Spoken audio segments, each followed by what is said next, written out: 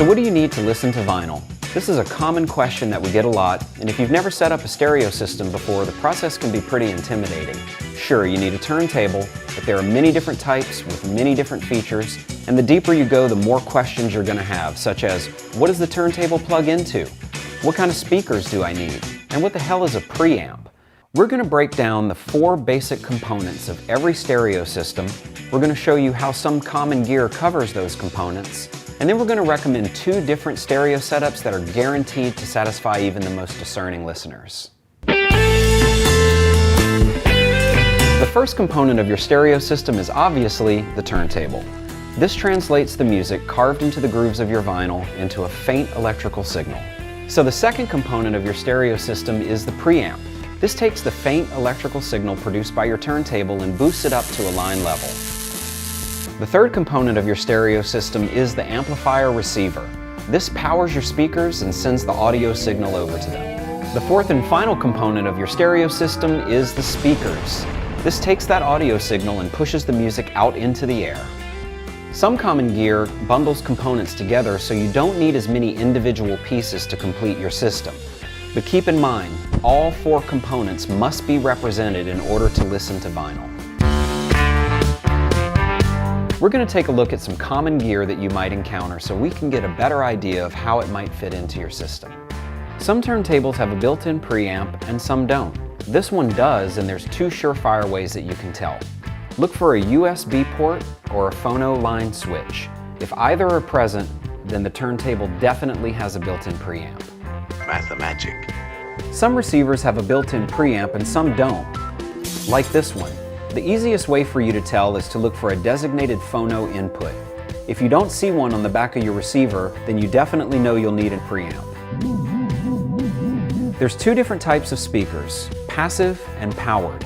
These powered speakers plug directly into the wall and receive their audio signal through standard RCA connectors. These speakers are passive, meaning they don't connect to an external power source and require standard speaker wire only.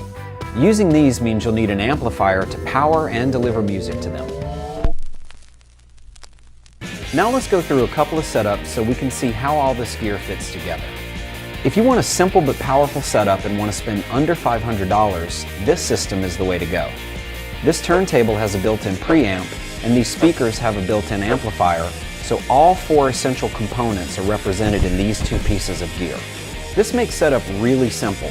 Connect your turntable to the back of the speakers using standard RCA connections, connect the 2 speakers to one another with standard speaker wire, and then connect both components to power. That's it. If you're looking to buy a powerful, robust system that you can grow and upgrade over time, we recommend not buying gear that's bundled together because the quality of standalone gear tends to be higher.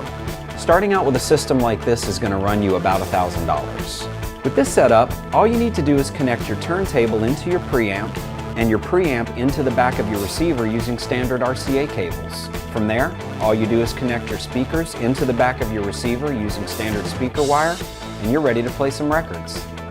In each of these setups, there are things that you should do to calibrate your system and optimize your sound. While there are certainly more things to consider with this particular setup, options in both should be explored. One final thing about these 2 setups. This is just to illustrate how the gear all works together. By all means, mix and match components, upgrade your system over time, and just have fun with it. So just to wrap up, we wanted to address some common questions about turntables. Specifically, what's the difference between a belt drive table and a direct drive table? If you plan on DJing, you're definitely going to need a direct drive turntable. These allow you to safely back cue your records, and you can change the speed of the track you're playing via the pitch control. Belt drive turntables comprise the majority of the market. On the audiophile end of the spectrum, almost all turntables are belt drive, simply because the direct drive motor is said to add a little noise to the listening experience. We're often asked if cartridges and needles are the same thing, and if they need to be replaced. Your stylus or needle should be replaced after approximately 800 hours of play. A dull needle doesn't provide you with good sound, and it can definitely ruin your vinyl. If you plan on listening to 78s or DJing with your turntable, there are specific needles for those that are different from your standard stylus. Cartridges are separate from needles and they don't wear out. However, upgrading your cartridge is a great way to improve the sound quality of your system. But keep in mind that most cheap turntables don't allow for cartridge upgrades, so that's something to consider before making your final selection. We covered a lot of ground here today, so let us know in the comments section what you found helpful. If you have any questions related to anything that we covered, please let us know. Thanks for watching.